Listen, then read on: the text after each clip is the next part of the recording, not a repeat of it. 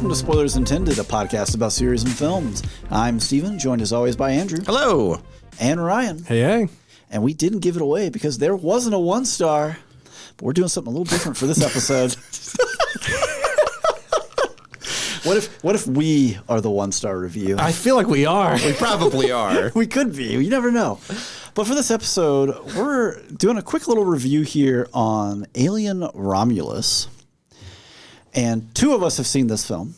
Yes. One of us have not. One of us hasn't. And You at home have to call in and guess which one. No, it's not a guessing game. Just call us 555-555. Just keep hitting 5. Hit 5 till we pick up. Press 5. But one of us is here wondering, were there any Romulans in that film? There were not. I feel lied to and betrayed. Yeah, so there's going to be spoilers everywhere. There's not going to be a spoiler break in this. We're just going to just go straight into it. Do it live. We're just going to do roundtable, quick thoughts. Yeah, and one of us, Steven, is the one that hadn't seen it, by the way. Yeah. Is going to ask us some questions. Just get a feel for it. So yeah. Well, yeah, because it's kind of one of those things where obviously, like when we're trying to do the cast, we try and find stuff that we all are interested in seeing one way or another, or sometimes we force other people to. But sometimes horror, we hold each other down and say, watch.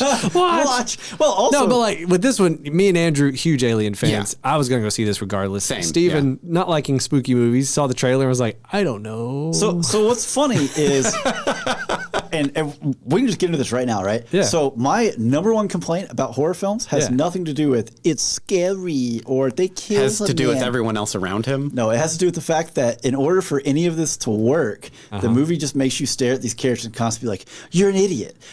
No one would open this door. Why would you ever open this door?" Now, I will say there's not a ton of idiot ball holding in this movie. Not really, no. Comparatively. Comparatively to other horror films, this is pretty tightly written. I saw the trailer because we went and saw a Deadpool. That was I was like, "Whoa, what did I see the trailer for this?" Yeah. But we saw Deadpool, so I saw the trailer for that before it. And the trailer definitely had a couple of moments where it's just like, what are you people doing?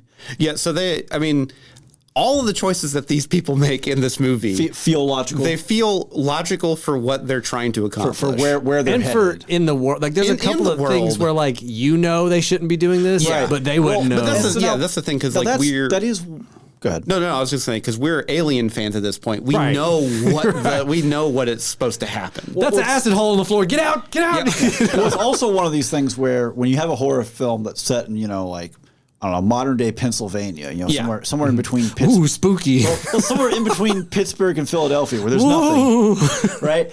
And these people are just like, we should open the door. We should split up. It's like, come on now. It is 2024. None of y'all have seen a horror film. Yeah, this isn't Scooby-Doo. None of you watched Scooby-Doo. That doesn't work there either. It's a cartoon. No one falls for that. Yeah. So what is your initial question that you want answered for this movie? Well, see, you already kind of handled the first bit, right? Yeah. Because the first thing is, so what makes you want to watch this, right? Mm-hmm. Andrew is a dyed-in-the-wool, die-hard Aliens fan. The funny thing is, the series doesn't exist. Yeah, so it's funny because the only movies I've seen besides this one, Alien Romulus, was Aliens, which 2 are my favorite films. Yeah. And then I have seen Prometheus one time. And that was it. I haven't seen Alien Covenant, Aliens 3, or Resurrection. I've seen every Alien movie, including Aliens vs. Predator 1 and 2, multiple times. I can't even remember those even existed. I remember they existed. You're better off for having that. Yeah. So there was a webcomic that I saw where it was like a dad with his kid, and the kid's like, wow, so when did Aliens come out? And he's like, 1986. He's like, I can't believe they waited so long to make a sequel. He's like, yes, they waited this long to make a sequel. Because everything in between's been kind of a wasteland. No, I disagree. I think Alien 3 is awesome. I love David Fincher. I think Alien 3 has a lot of detractors. And I've heard a lot of things that if you watch the not theatrical cut, it's a good movie. It's better. Now we're playing it's definitely better. The Blade Runner shell game. Ooh, is the director's cut It is, but like to the same degree of like you... In our Blade Runner review, which you can listen to right now, Steven was like, I actually like this because the director's cut's better. It is. Way better. It's better, yeah. So Alien 3 just gets a bad rap because it's like, if you look at Alien 1, the best movie, obviously, yeah. it is a horror movie. It's a haunted house in space, right? Yeah. It's very good. Aliens is James Cameron going like after Terminator, how can I dial this up? Yeah. And so he brings that Jimmy Cam's, signature Magic. action and magic to it. It's a fantastic. It's incredible. Game over, man. Game over. Alien 3 is different. We're into the 90s now. I think it's 91. Kind of like grim dark. It's that like it's dark. Things It's are kind of grim dark. What about the Alien franchise hasn't been grim dark? know. If you watched Alien 3, you go, oh, that grim dark. Yeah, no, I got it. It's a specific way of color grading, and they do a lot of like wide angle first person shots for the alien and stuff. Which is the one that has Ron Perlman in it? That's the fourth one. That's Resurrection. That one to me is the absolute low point of the entire series. That's the one that I remember because it's the one where she hits the basketball shot. Yeah, and they have to quick cut him because he was just like, oh! Yeah, it's bad. So that one's got Winona Ryder in it. It was in 1990. Well, in this 7 or 8. the Resurrection one has a hybrid in it, like Romulus does. Yes. Oh, yes. Well, we're giving away here. Romulus has a hybrid in it. It sure does. It sure does. It's played by a 7'7" Romanian basketball player. Which that's pretty on brand, right? Which is wasn't the terrifying. The original was it the original alien in a suit? He was like a 7-foot man. He was like 7. It Was, yeah, he was pretty pretty tall. big. Yeah. Really tall But dude. I'll say this about Romulus before you start asking your questions, Steve. More questions. But like I saw a lot of behind the scenes. A lot of the alien effects are practical. Yes. There's definitely some CG in here. absolutely. But like, So I actually saw that when I was just kind of flipping through some info on this. Yeah. That the director whose name has escaped me. Fede Alvarez. Thank you. Or Fade? Fady? I'm gonna look it up. Wait, hold on. Is he Ralph Fada? Does he belong in the Dune universe? Fade Ralph. Fade Ralph. Fade Ralph. I got the wrong. I was wrong like, order. Ralph Fada. Wrong order. How do you pronounce it? But yeah, there is a ton of practical effects in this. The set design is Well, what I was going to say is the bit I saw is he sought out a lot of the effects crew from Aliens. Yeah. To either get their input, their advice, or actually have them work on it. Yeah. And this Fede Alvarez. Thank you for Fede Alvarez. jumping that in there. well, so this movie really felt, and again, I haven't seen the other movies past Aliens, but this felt like a return to form of kind of like going back to the roots. Okay. For the most part.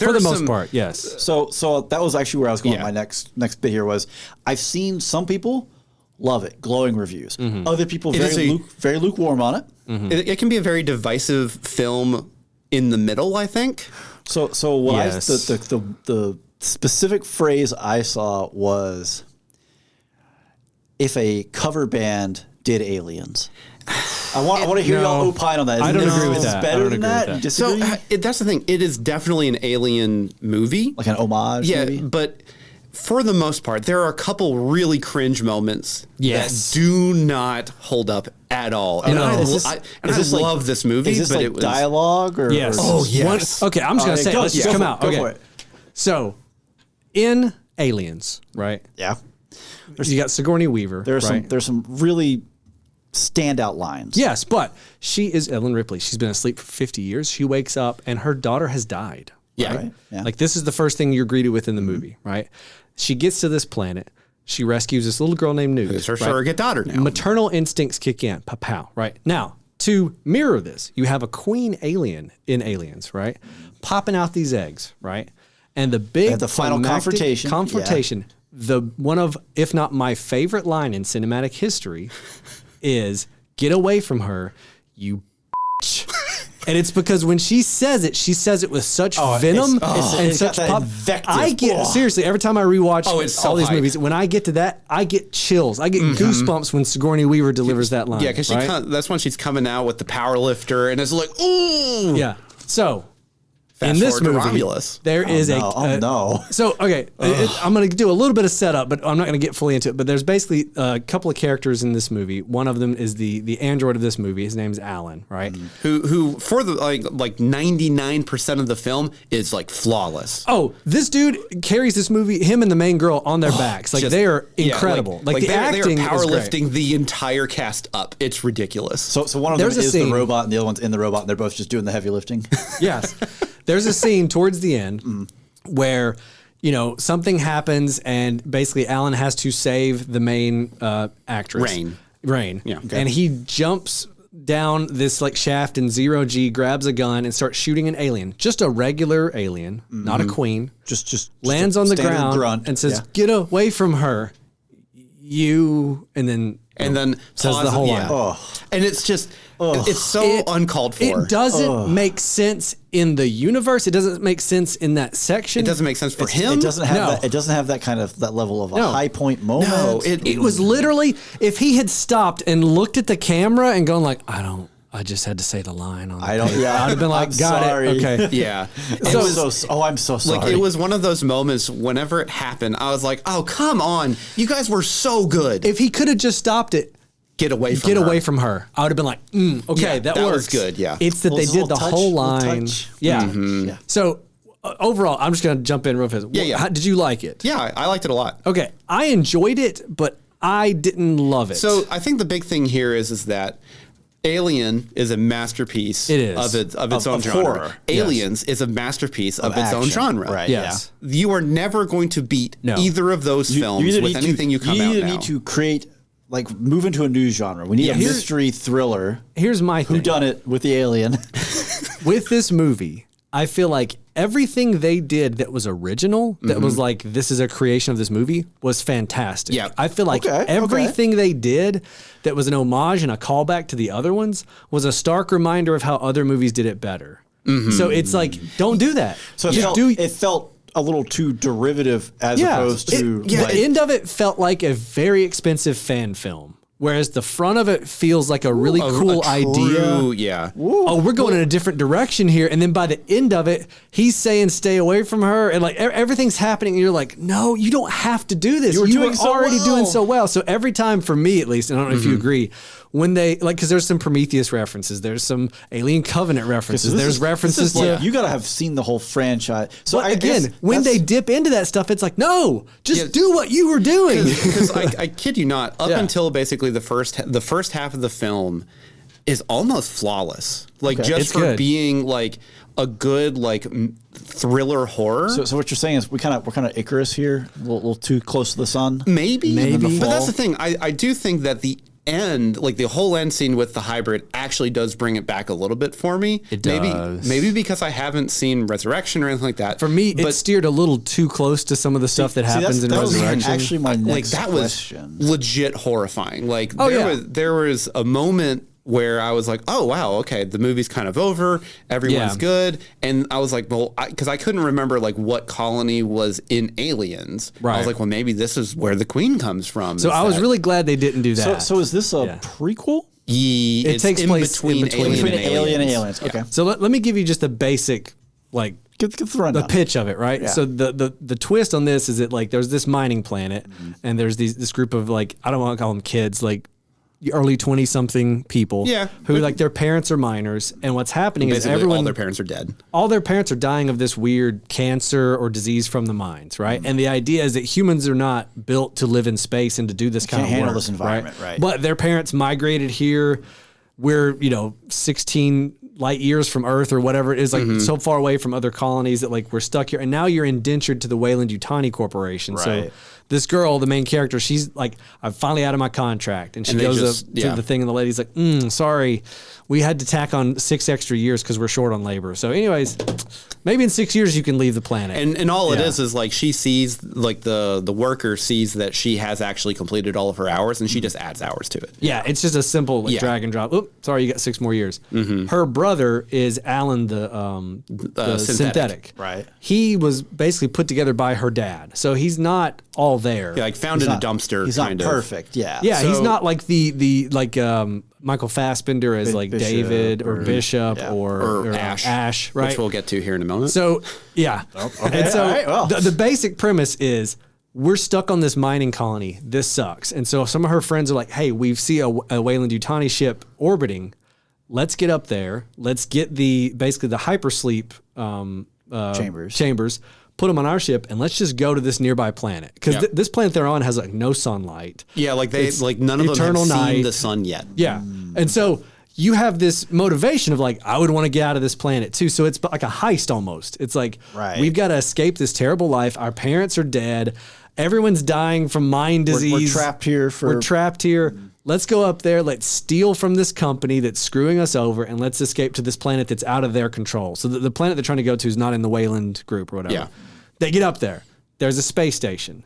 It's like abandoned, and they're like, "What is this?" It turns out it's a research facility that they basically.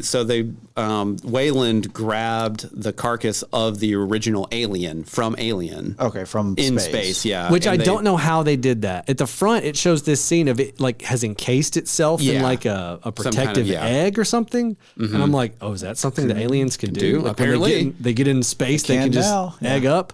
But then it's like, this giant, the Nostromo explodes in the first one, and there's just debris probably scattered forever, light years. They were able to just snatch this one alien out of the planet. I was like, okay, we don't ask those questions. Anyways, we also we can do that and make this happen, but we're gonna wait another 20 years to pick Ripley up. Continue your plot summary. So, and I'll try to be a little more brief because I'm getting too long-winded. So basically, they get on the space station. Obviously, it's abandoned. It's not abandoned. It's everyone's dead because they were developing two different sides of it. One side was Romulus. One side was Remus. Romulus was like the aliens with like the face huggers and all this kind of stuff. Remus was like the black goop from Prometheus that is like it's actually flipped. Remus was the black. Remus was alien. Black goop. Romulus was the goop or whatever. Yeah. So it's a nod to Prometheus and Covenant where you have like both movies. The goop that like created life or whatever. And so they get there. Obviously, things aren't what they seem. They're trying to get these little pods. Pods. They don't have enough fuel for the pods, so they only have enough to like sleep for 3 years. I think. Yeah, I mean it's like a 9-year transit. Like a 9-year. So like we need more cryo fuel. There's some on the other side of the space station. Obviously, face huggers get loose. Things Classic, go bad. That comes up in the trailer. I remember that bit. Yeah. So then, like after that, alien stuff pops off. They find an android. They prop him up. They very poorly CG Ash's face or Ian Holmes' face. Now I will say, his estate, because he passed away in 2020. Yeah. His estate completely said we're totally fine with this, because at the point that he passed away, he felt that because of the Hobbit films or Lord of the Rings and stuff like that Hollywood had kind of abandoned him.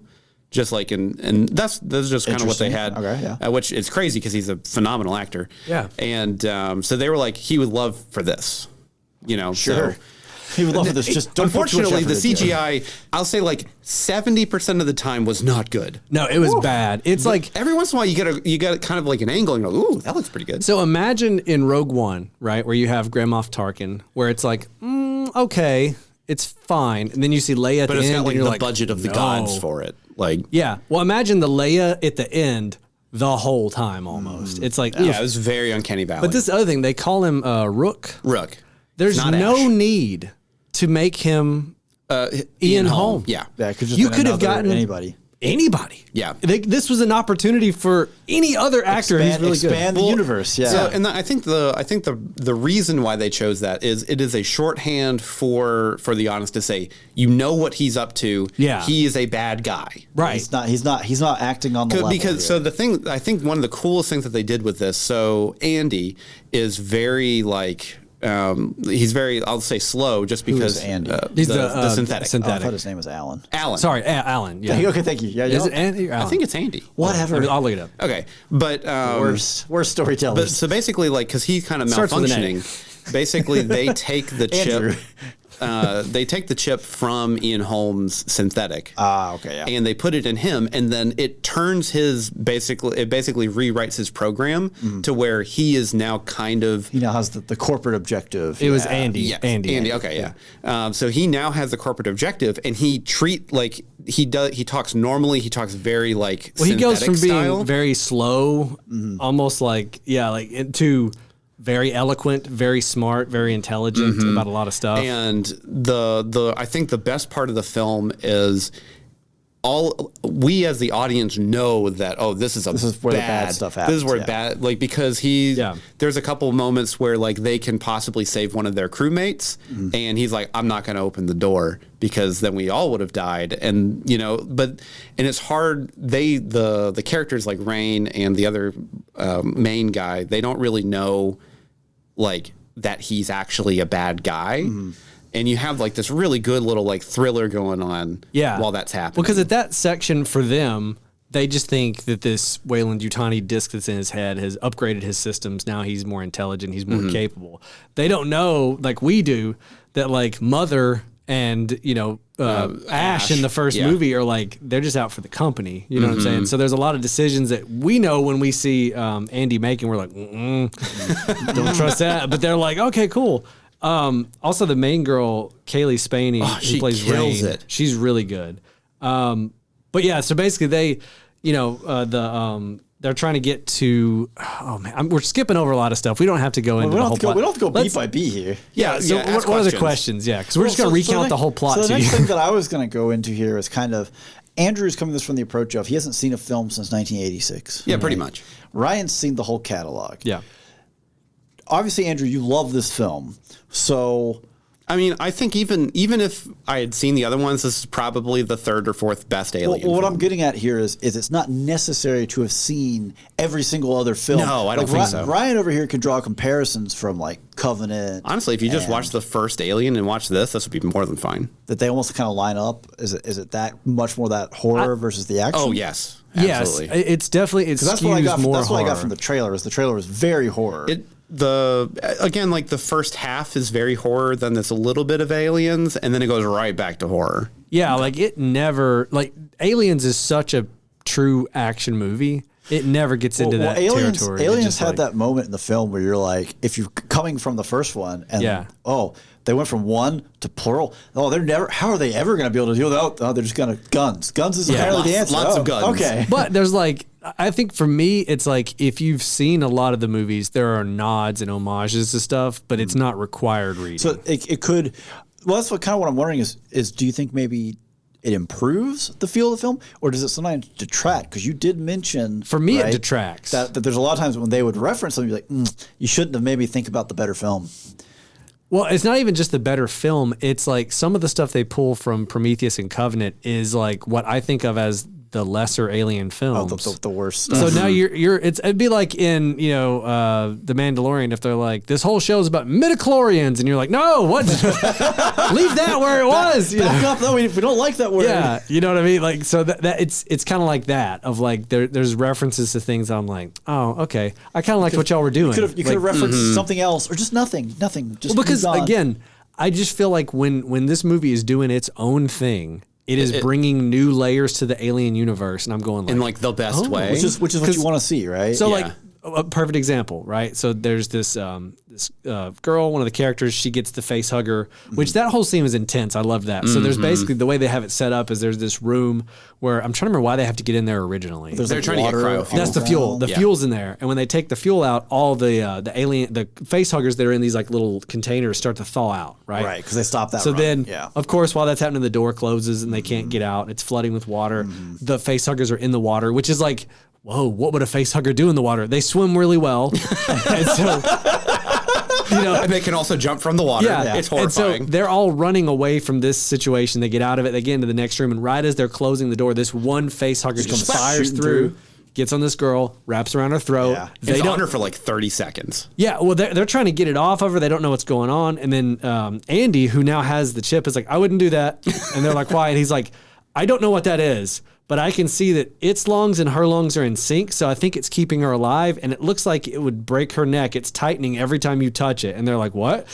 So it's like he's picking up on stuff that like they're not. He's trying to play it as if at this point, is he evil? No, not at this point. Oh, okay. So he's actually has good he's intentions. genuinely trying to help. This is like he's just being upgraded, and he's going like, hold on, I'm seeing something, and he's like, So that was a really good scene. And so basically this girl, the alien, pops out of her. They run to like their spacecraft to leave. She does, because at this point she's like, I'm out of here. Yeah. We see what happens between when the alien is burst out of your chest and becomes a big alien. Because I always thought it just sheds its skin like 88 times until it's finally big. What this movie posits, I guess, is that like, whether you like it or not, a cocoon or something, like a moth, it like basically sheds its skin, gets a little bigger, makes a little weird metamorphosizes sack on the wall. And it has one of the best deaths I've seen. So basically, the guy that's kind of like androidish, or androidist. to Andy. He hates synthetics. This dude, a synthetic, basically on the mining planet, chose to lock his mom and 2 others into a mining shaft. He's got a chip on his shoulder. He's got a reason to dislike him because it saved 13 other people. So it's kind of like the greater good type thing. And so he has a chip on his shoulder. It's a very Android decision, right? Yeah. So basically, he gets a hold of this electroprod kind of thing, and he finds the alien cocooned in the ship, and he basically just takes it and just slams the electric prod like into it, and he thinks he kills it, so he's looking at it, and the little mouth comes and just basically like disables him, and he basically falls directly under the cocoon, and then all the blood he just caused is now acid, like acid on his face. It's just dripping onto him on his heart. He's like, oh God. And there's just nothing he can do to stop. And you're like, oh, this is gnarly.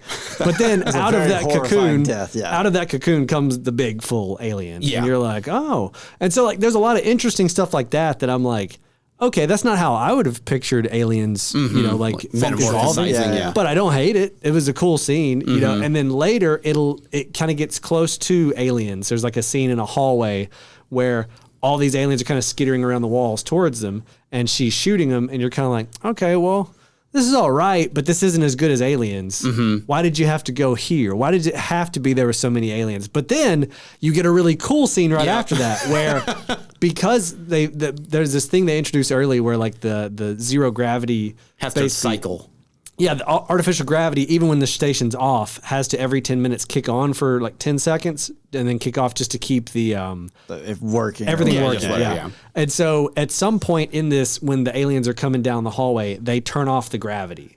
And so then they're just 0G shooting all these aliens. And now all the acid blood is in 0G. And they have to get from this side of the hallway to that side of the hallway through this tunnel of droplets of, it's like honestly pretty legit. It's pretty cool. Awesome. And she's like weaving through it. Is this like the Resident Evil laser scene? But no. Yes, but decent. At one point she has to shoot the gun to move herself out of the way. And it's like, oh, this is so cool. But also, the cycle for the gravity's coming up, and they're on the bottom floor of the station. So as soon as it's going to just create a vacuum. It's going to go. Yeah. So it's like the tension and the ramp up of the stakes are like, whoa, dude. So every time the movie does something like that, it's like, this is awesome. Do this. Because it starts out with, oh, we're just doing an homage. This is just aliens. Okay. And then they put their own spin to it, their own twist. And you're like, oh, this is so much worse. So I can see that. I mean, it's good that it's not just, Prometheus over again or just a lesser aliens or something like that. And my biggest thing with at the end, so basically there's this pregnant girl who's with them at some point. She takes the goo.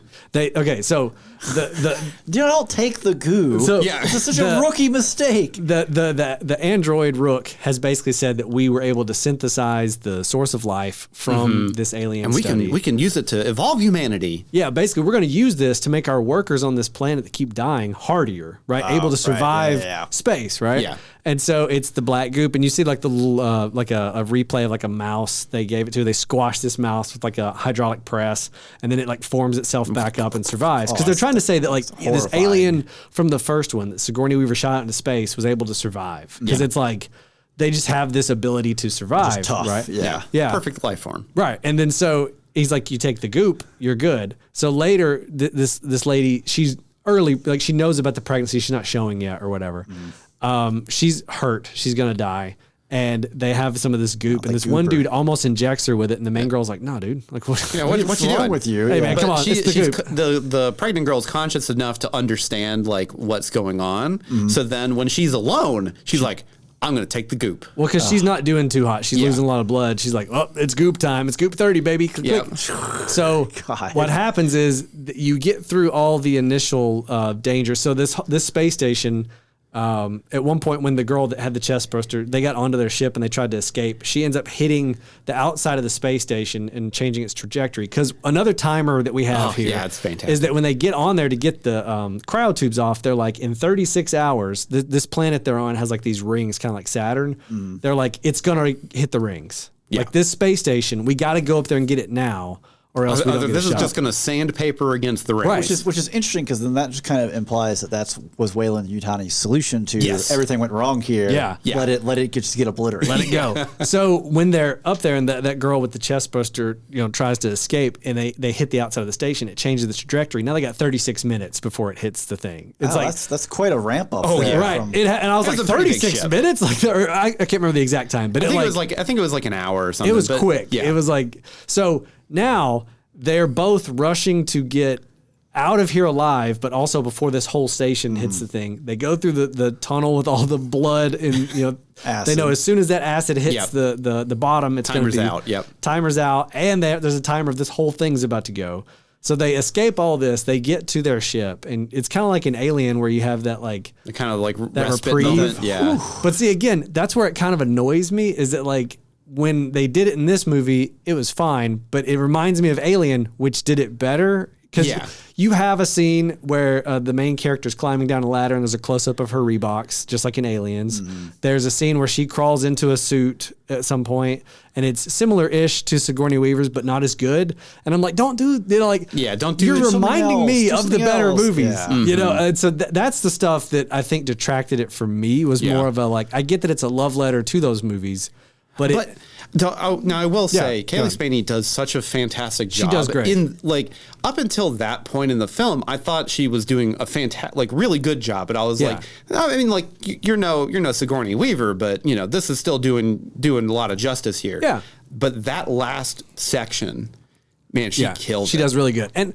she also does a really good job of not just trying to be like Sigourney Weaver. Yeah. She is her own character. Oh, absolutely. She is different. Yeah. She's not just an Ellen Ripley stand-in. Mm-hmm. But at the end, so they have that reprieve where they get off the station just in time. They're on the spaceship. Oh, it's your favorite thing. There's a birthing scene. Oh, yeah. Gosh, House of the Dragons, why? Exactly.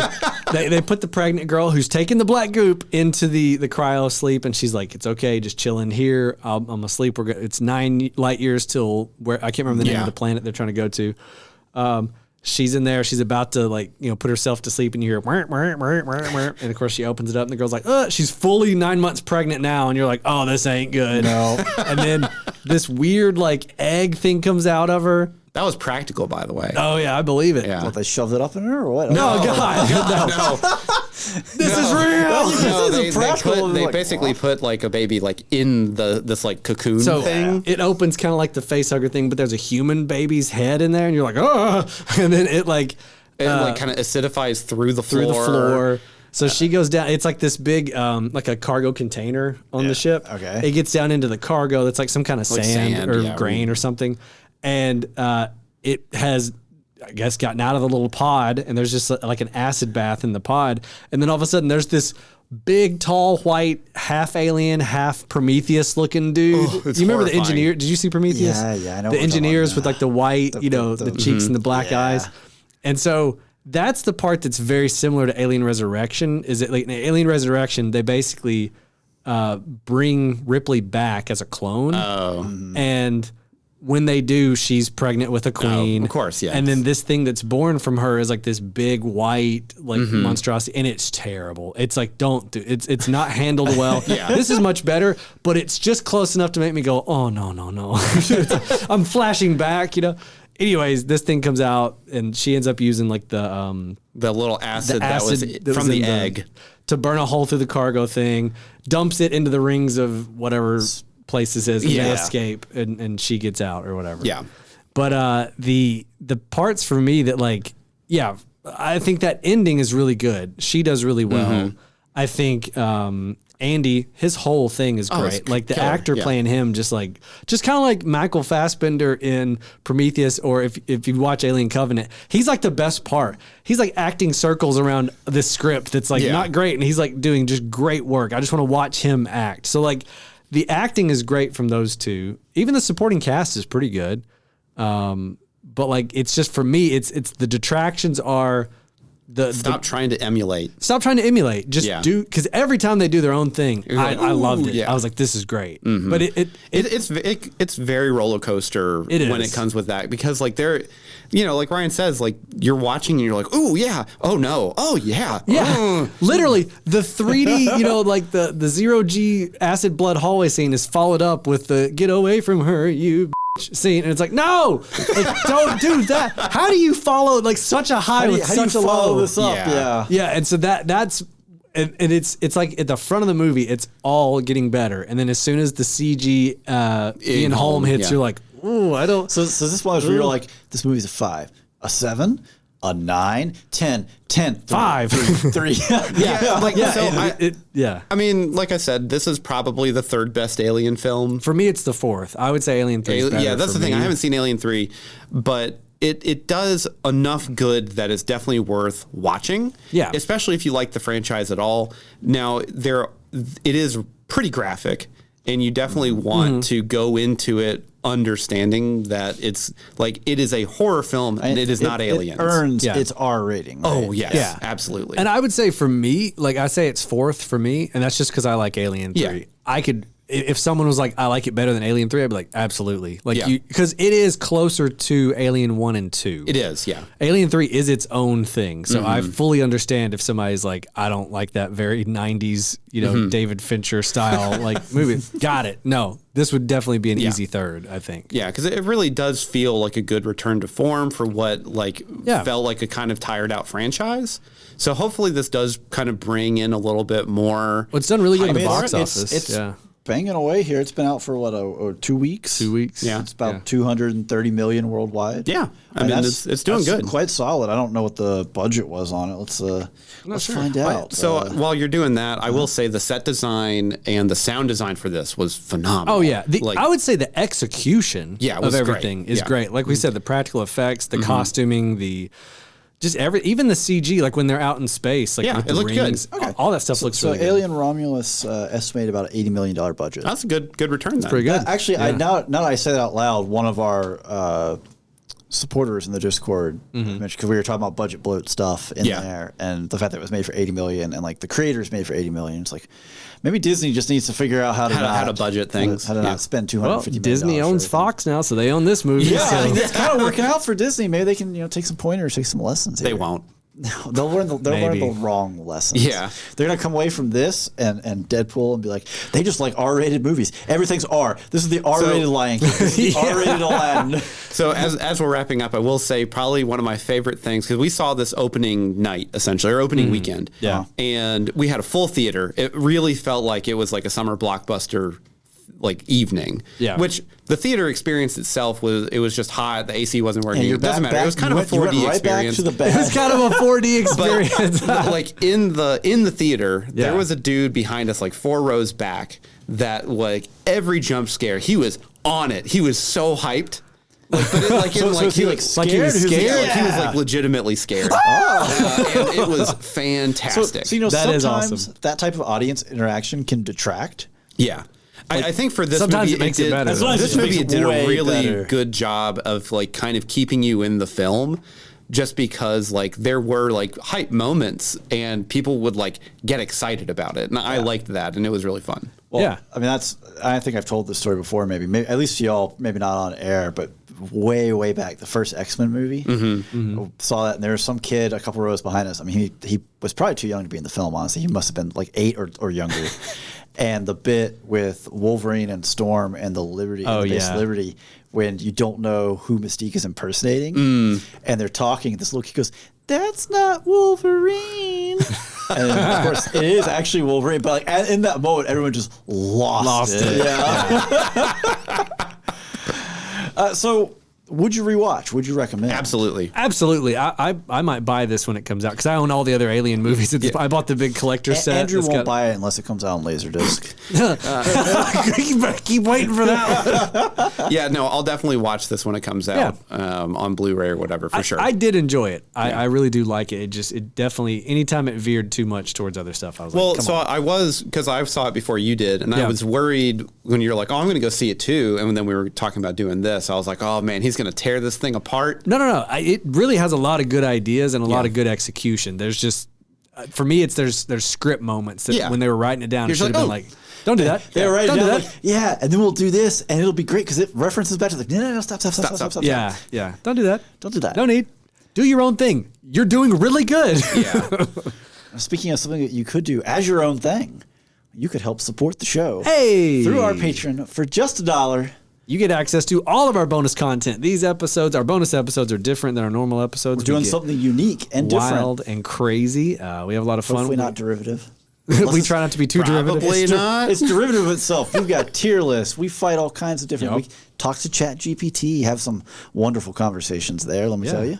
I still think the romance advice episode might be one of my top really 10 fun. intros of all time. Okay, now the intro for that is phenomenal, but I was really thinking of the movie title suggestion where it took a little bit to get warmed up, and man, we got in the swing of that thing. It's like, we should be writing movies. Yeah. We're really good at it. Going back to that thing, like, are you able to know if what you're producing is good or bad in the moment? In that moment, it didn't matter. We're like, whoop, this is gold. We had some really good ideas. Good. Yeah, but for just $1, it's the easiest way to support us. We appreciate all our patrons. So much. They're handsome, beautiful, smart, discerning, tasteful. Yes. Attractive. All these things. Demure. But if you can't afford Don't say that. Don't say that. Don't say that. Why would you say that? Demure. Time stamping this. Mindful. You know she's trying to copyright that, right? We're going to get sued. Demure. It's an homage. Well, that doesn't just date this episode. No, not at all. Well, if you can afford the dollar to support us, the other great ways you can would be to follow us on socials, leave us a review wherever you're listening now, and share us with a friend. But until next time, I'm Steven. I'm Andrew. And I'm Ryan. And every spoiler was intended.